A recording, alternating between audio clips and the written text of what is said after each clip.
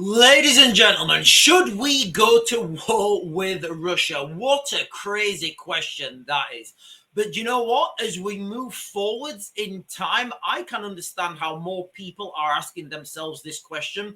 When I was talking about this last year and saying, guys, look, we are heading towards this, people were saying, oh, but Sean, Donald Trump's going to come with his magic peace wand, and he's gonna wave his fantastic peace wand, and everybody's going to be singing "Kumbaya," and the Russians are going to be friendly, and yada yada yada. Well, let's just stop, because I think a reality check really just has set into a lot of people in the United Kingdom and around the world, especially if you guys live in Europe, if you guys live on the border with Russia.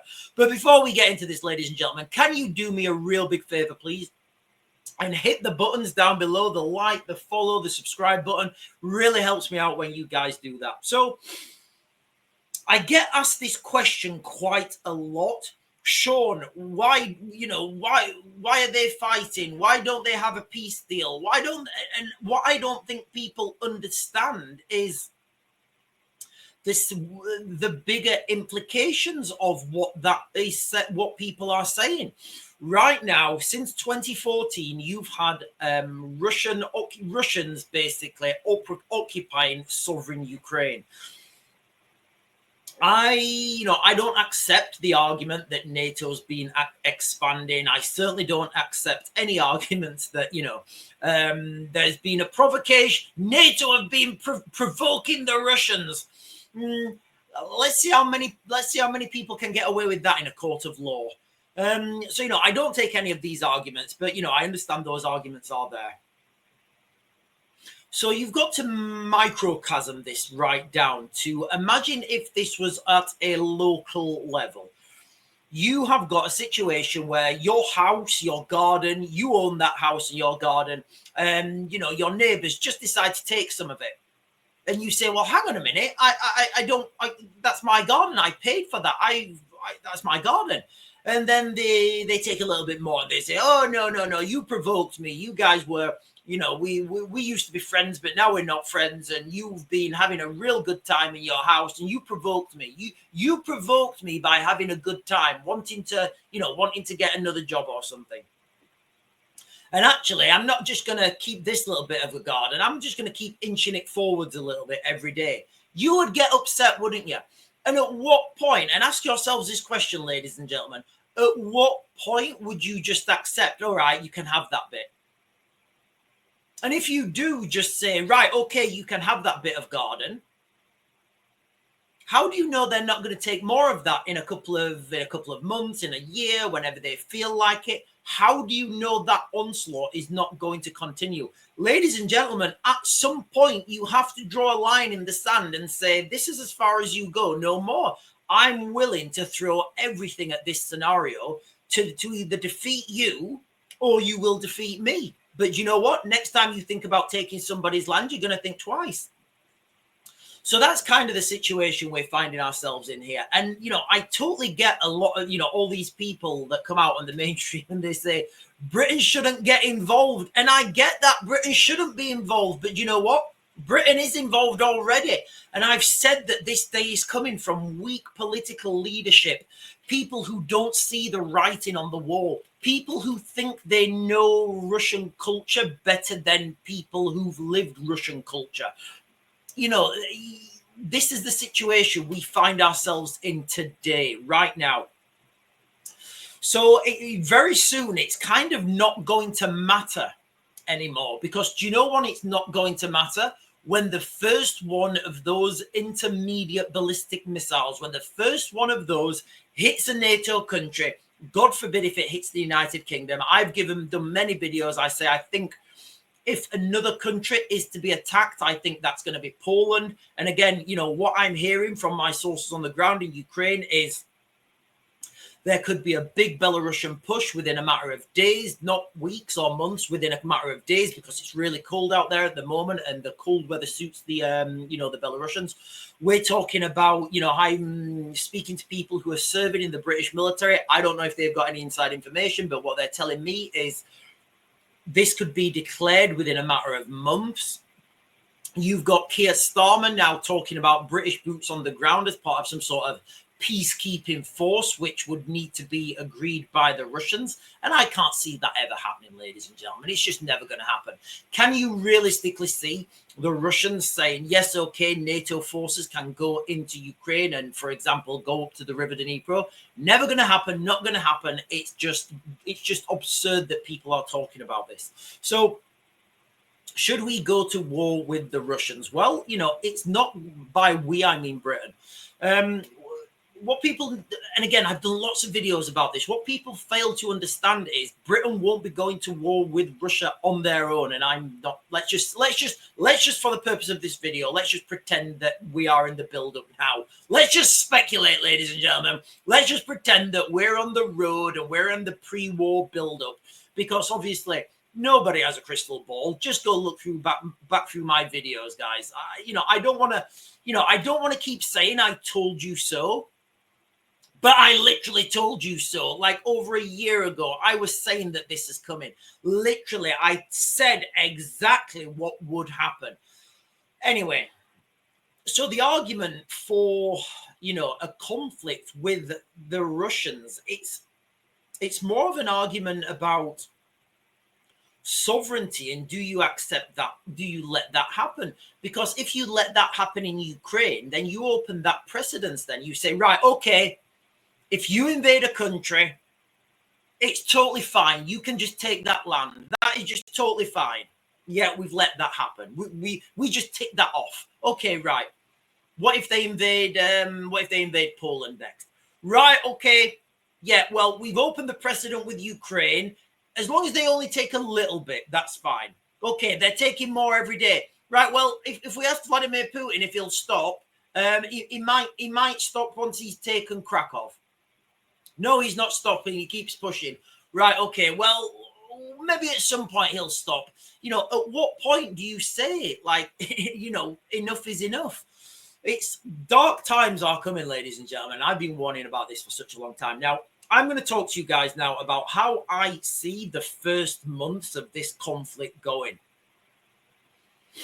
So let's just say I'm going to give you a scenario right now that could happen within a matter of months. So the scenario is Vladimir Putin rejects a peace deal. He says, no, we're not having boots on the ground. We're going to keep on taking more ground.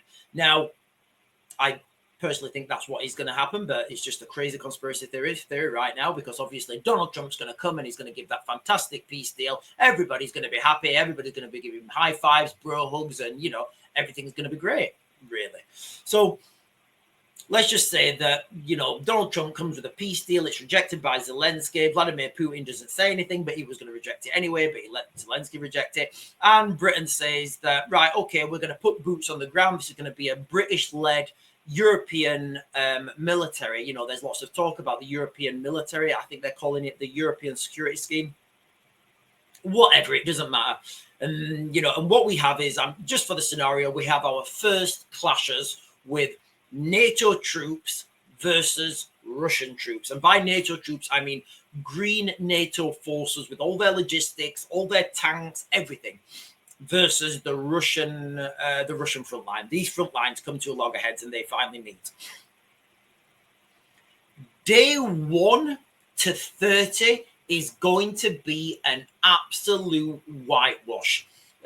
You're going to have mainstream media in a feeding frenzy, ladies and gentlemen. They'll be in a feeding frenzy. There'll be headlines like Putin's conscripts on the run.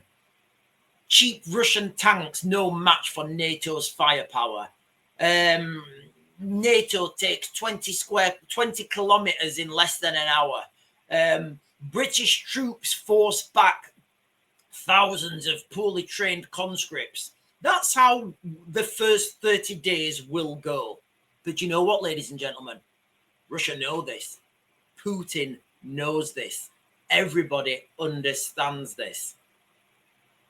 So the next phase of this, day 31 to day 60, what you're going to find then is you're going to find a breakdown in Western logistics, because all that firepower that's been saved up, that's been expended in the first 30 days, it's going to be difficult to resupply that. Do you know why it's going to be difficult? It will come down to bureaucracy. For example, I've no doubt that somewhere in some military industrial factory somewhere, there's a guy, and this is how silly it comes down, ladies and gentlemen. There'll be a guy, his name might be Dave, and Dave's job is he gets the stuff and he puts it into cellophane wrappers and he boxes it. Now, because this is of a certain nature, it's got computer chips, it's got encryption in it or something, that can only be done by Dave, because Dave is the only one who's got the correct security clearances. He's the only one who's been vetted to put them in the boxes and put sellotape around them or something like that. But guess what? Dave is going to be poorly. His kids are going to be off school. His wife's going to be having a kid and he's going to have to go into hospital or something. Dave's not going to be there to fill those boxes up. And then guess what? You're going to start to see supply chain lags because of bureaucracy in the West. It's going to happen, ladies and gentlemen.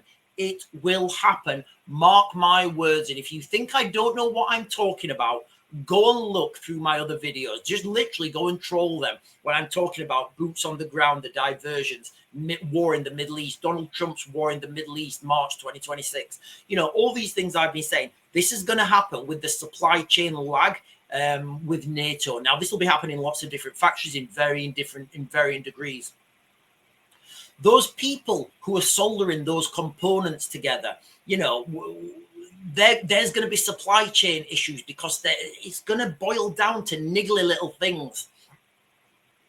Whereas on the Russian side, they don't have those supply chain issues because anybody can produce stuff for the military industrial complex in Russia. Anybody with machinery in a garage can produce stuff, essentially. And that's how the Russian military have structured themselves. Right now, the Russian military, as I understand it from the front line, have a 5-kilometer buffer zone of poorly trained conscripts. Now, those poorly trained conscripts, they can be replaced very easily because they're poorly trained conscripts. And the Russians know this. So that first 5-kilometer buffer zone, all that's there to do is slow down the advancing NATO forces. So while you've got an attrition rate of maybe it's 1 to 10, it doesn't matter because the Russians can keep fulfilling those conscript attrition rate. It takes realistically 6 months to train a NATO soldier from day one, week one recruit to leaving the infantryman's course in whatever part of the world you leave it from. That takes 6 months. Doesn't take any time at all to refurbish, to restock, I guess, these Russian conscripts. So day 31 to 60, you're going to see a slowdown of the NATO advance as the Russian conscripts absorb the NATO troops. Now, they might be absorbing them 10 to 1. It doesn't matter. They can keep absorbing them at 10 to 1. The Russians can keep losing ground because, you know what? It's not their ground.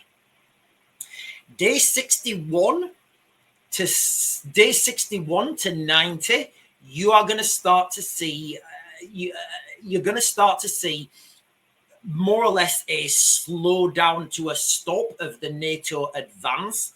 And then NATO are going to start to think, oh, we really can't do anything with these conscripts. They literally keep coming. We're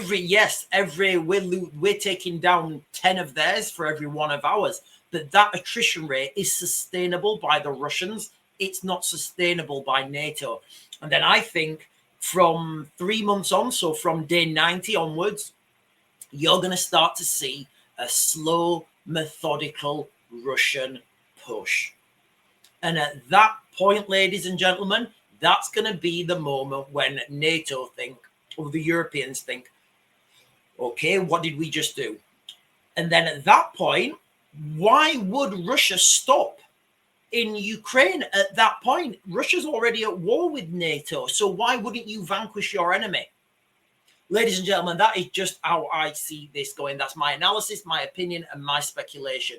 Should we go to war with Russia? Well, you know, I think the writing's on the wall already. The Russians are already understand we're already at war with NATO. The Russians understand that Britain's already involved. Boots on the ground's looking imminent. And that is how I see the first months of this conflict going, ladies and gentlemen. Mark my words, the first skirmishes with NATO troops and the Russians, it's gonna be a feeding frenzy. But let's just see how that conflict pans out after 90 days, after 100 days, after a year. Ladies and gentlemen, okay, what I'm seeing on the ground in Ukraine, the Russians have got their act together and they're moving forward. And I actually see method behind the madness of these conscripts now. And I'm saying this as somebody who spent most of their time in NATO militaries, training with NATO militaries, working with NATO militaries. I'm also saying this as someone who's got a lot of experience in Ukraine, looking at how the Russian troops move, looking at how the Ukrainian troops move, looking at how to work with conscripts. We're talking about two different battle theories here, ladies and gentlemen, and we're going to see very soon who's right. Anyway, ladies and gentlemen, I'm going to Mac to Grid, and I'll get you guys another video later.